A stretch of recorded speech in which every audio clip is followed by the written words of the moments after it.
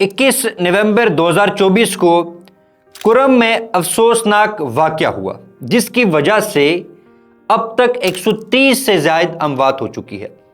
Kurram conflict इतना simple नहीं है, बल्कि इसमें ज्योग्राफी, डेमोग्राफी, रिलीजन, हिस्ट्री और जियोपॉलिटिक्स जैसे फैक्टर्स इन्वॉल्व है। डेमोग्राफी की जब हम बात करते हैं तो कुरम में दो कम्युनिटीज आबाद है, एक शिया और दूसरी सुन्नीस। 58% सुन्नीज हैं, जबकि 42% शिया कम्युनिटी वहां पर आबाद है।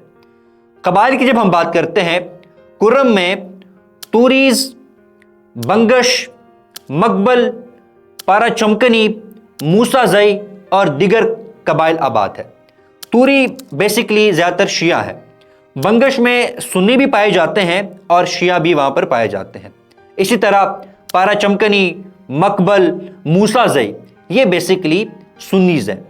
एडमिनिस्ट्रेटिवली कुरम को 3 हिस्सों में डिवाइड किया गया है। अपर कुरम जहाँ पर शियों की मेजॉरिटी है, पारा चिनार बेसिकली अपर कुरम में आता है। देन लोअर कुरम, सदा जो इस कॉन्फ्लिक्ट का मेन हिस्सा भी है, यहाँ पे सुन्नियों की मेजॉरिटी है, लेकिन एक ऐसा इलाका है जिसका नाम अलीज़ई है, वहाँ पर शिया मेजॉरिटी में है। इसी तरह सेंट्रल कुरम है, यहाँ पे सुन्नी मेजॉरिटी में है, लेकिन एक छोटा सा गांव है जहाँ पर शिया मेजॉरिटी में है। तो इस तरह से कुरम को 3 हिस्सों में डिवाइड किया गया है। अभी रिसेंटली जो मसला शुरू हुआ वो कुरम, अपर कुरम का एक इलाका है जिसका नाम है बुशहरा। वहाँ पे सुन्नियों और शियों के दरमियान तनाज़ात शुरू से ही चलते आ रहे हैं। मसला क्या है? लैंड डिस्प्यूट्स का मसला है, और ये कोई तकरीबन 100 केनाल का रकबा है, जिसकी वजह से दोनों जो फरीकैन है आपस में ये लड़ते रहते हैं। दोनों ये क्लेम करते हैं कि ये रकबा हमारा है। और बुनियादी मसला ये भी है कि इस जो फाटा में ज़्यादातर जो कबायली इलाके हैं, वहाँ पर लैंड की जो डॉक्यूमेंटेशन है वो नहीं हुई पड़ी कि किसकी कहाँ पे ज़मीन है। कॉलोनियल एरा में कुछ डॉक्यूमेंटेशन हमें मिलती है, लेकिन अब तक कबायली जितनी भी इलाका जाते हैं वहाँ पर लैंड की ऑनरशिप की डॉक्यूमेंटेशन नहीं हुई पड़ी। 2023 में कुरम के मसले को सामने रखते हुए खैबर पख्तूनख्वा की गवर्नमेंट ने एक बाउंड्री कमीशन भी बनाया था। उसने अपनी रिपोर्ट पेश की थी, लेकिन रिपोर्ट हमारे सामने अभी तक नहीं आई। लेकिन जब हम तारीख के उराक को पलटते हैं तब हमें इसे मसले की कुछ समझ आने लगती है। 1850 तक कुरम जो रीजन है इसको अफगान रियासत ही कंट्रोल करती थी। तुरी कबीला अफगान रियासत को टैक्स पे करता था और अफगान रियासत एक गवर्नर को अपॉइंट करते थे जो पूरे इलाके के निज़ाम को, मामलात को संभालता था, देखता था। 1877 में ब्रिटिश का एक जनरल रॉबर्ट्स जो है वो इस रूट को इस्तेमाल करके अफगानिस्तान जाना चाहता है। तुरी कबीला उसकी इजाज़त दे देता है, लेकिन जब वो वापस आता है तो तुरी कबीला जनरल रॉबर्ट्स से ये रिक्वेस्ट करता है कि आप इस रीजन के एडमिनिस्ट्रेशन को संभालें, इस रीजन को आप कंट्रोल करें, ब्रिटिश कंट्रोल करें, क्योंकि तुरी कबीले को उस रीजन के मैंगल कबीले से थ्रेट फील होता था। वो ये समझते थे कि जब ब्रिटिश इस इलाके को कंट्रोल में लेंगे तो शायद वो सिक्योर रह सके। और इस दौरान अफगानिस्तान भी इस इलाके को मुसलसल इसके ऊपर अटैक करता था, इस इलाके को अपने कंट्रोल में रखना चाहता था, लेकिन वो फेल हुआ। 1879 में एक ट्रीटी साइन होती है। उस ट्रीटी का नाम है द ट्रीटी ऑफ गंदमक। ये ट्रीटी उस वक्त के अफगानिस्तान के अमीर याकूब और ब्रिटिश ऑफिसर्स के दरमियान साइन हुई थी। इस ट्रीटी में अफगानिस्तान ने ऑफिशियली बहुत सारी कबायली इलाका जात को ब्रिटिश के हवाले कर दिया था, और 1892 में कुरम रीजन को कुरम एजेंसी का स्टेटस दिया गया। 1893 में जब ड्यूरेंट लाइन एग्रीमेंट साइन होता है तो फिर इस इलाके के ऊपर सारा जो कंट्रोल है वो ब्रिटिश का आ जाता है।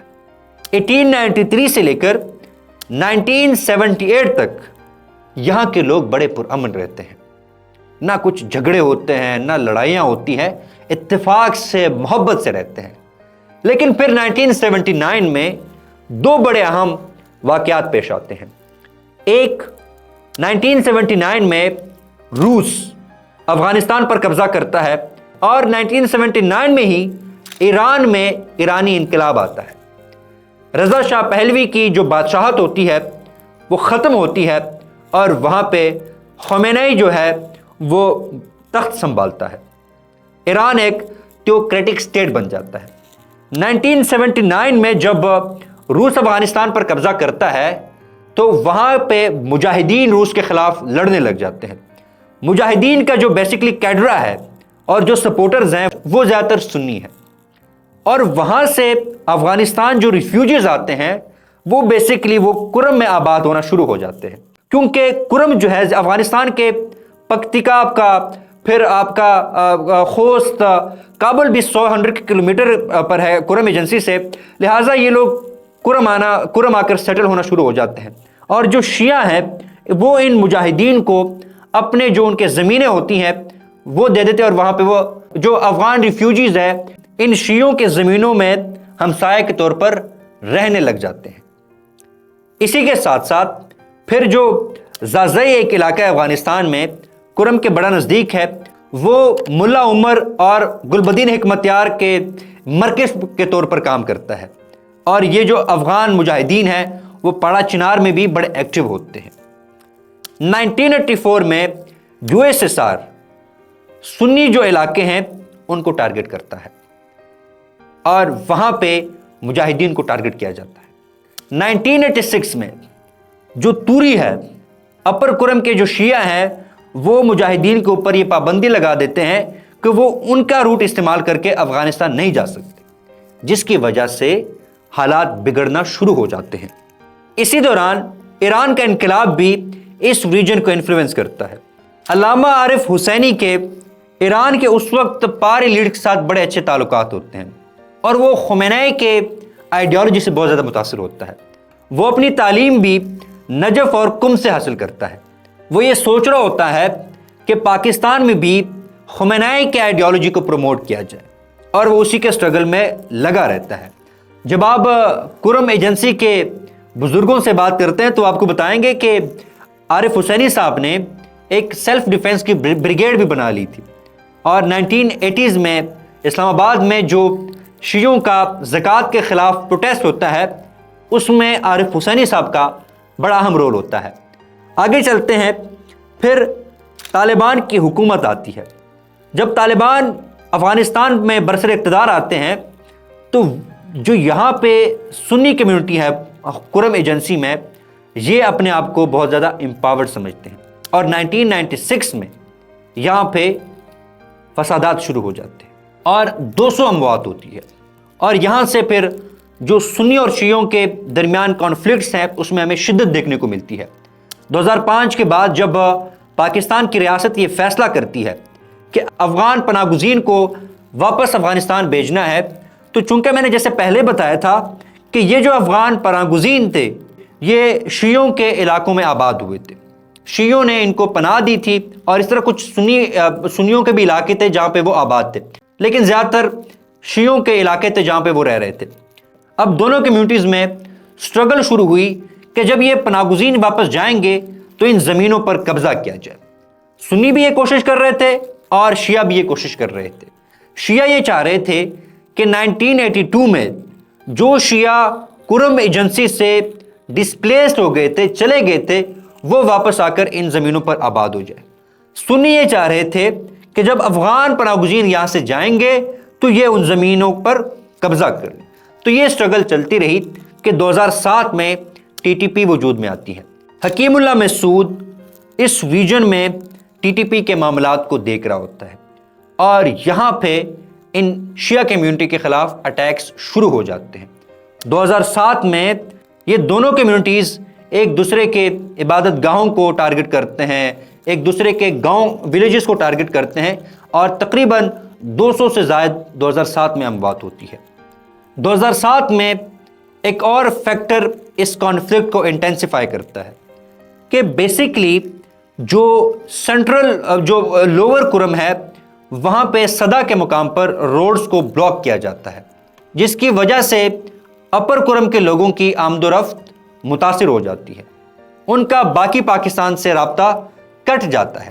یہ لوگ کیا کرتے ہیں اپر کرم کے لوگ کہ یہ افغانستان کے راستے پھر پشاور اور دیگر علاقے جاتے ہیں. 4 گھنٹے کا جو سفر ہے یہ 24 گھنٹوں میں طے کرتے ہیں. اور ساتھ میں جو اپر کرم کے لوگ ہیں, میجورٹی یہ شیعہ ہے بیسکلی اپر کرم میں, یہ لوگ سائیڈوں سے ایک ڈیفنس جو روڈ ہے وہ بناتے ہیں تاکہ یہ ان روڈوں سے گزر کر باقی پاکستان کے ساتھ اپنا رابطہ وہ اسٹیبلش کر سکے. 2017 میں ایک اور بڑا اہم فیکٹر اس کانفلکٹ کو انٹینسیفائڈ کرتا ہے, اور وہ یہ ہے کہ واجد علی نامی ایک لڑکا جس کی عمر 16-17 سال ہوتی ہے, وہ سیریا جاتا ہے اور وہ بشار الاسد کے حق میں لڑنا شروع کرتے ہیں, اور اس کی 2017 میں ڈیتھ ہو جاتی ہے. لیکن اس کو یہاں پہ بڑا پریز ملتا ہے, اس کو ایک ہیرو مانا جاتا ہے. حتیٰ کہ کتابچہ جو کہ پرشین سے اردو میں ٹرانسلیٹ کیا جاتا ہے, اور اس کتابچے کا نام ہے ہم تیرے عباس یا زینب, وہ بھی لکھا جاتا ہے. اور وہاں سے جو پارا چنار کے یوتھ ہے وہ بڑے امپریس ہوتے ہیں. لہٰذا اس دوران 2017 کے بعد بے شمار نوجوان سیریا جاتے ہیں, بشار الاسد کے حق میں داعش کے خلاف لڑتے ہیں, جس کی وجہ سے جو داعش ہے وہ بھی پاکستان میں شیعہ کمیونٹی کے خلاف لڑنے میں لگ جاتی ہے.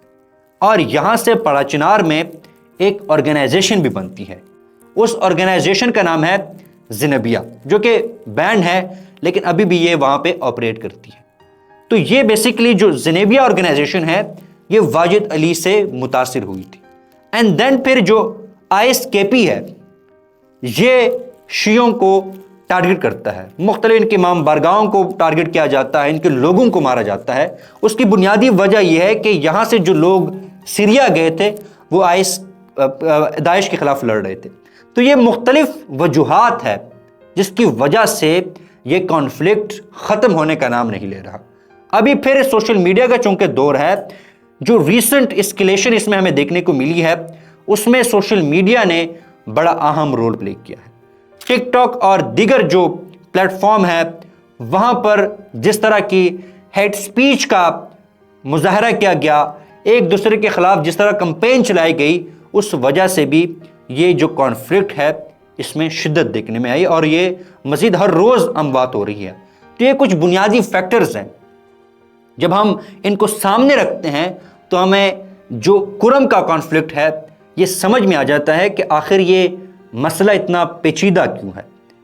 لہٰذا کرم کا جو مسئلہ ہے اس کو صرف شیعہ سنی فسادات کے تناظر میں نہ دیکھا جائے, بلکہ اس میں ڈیفرنٹ فیکٹرز انوالوڈ ہے, اور اس مسئلے کا حل بھی ہولسٹک اپروچ ہی ہے. جب تک آپ ہولسٹک اپروچ نہیں اپنائیں گے, جب تک روٹ کازز کو آپ ایڈریس نہیں کریں گے, تب تک یہ مسئلے کا حل نہیں نکالا جا سکتا.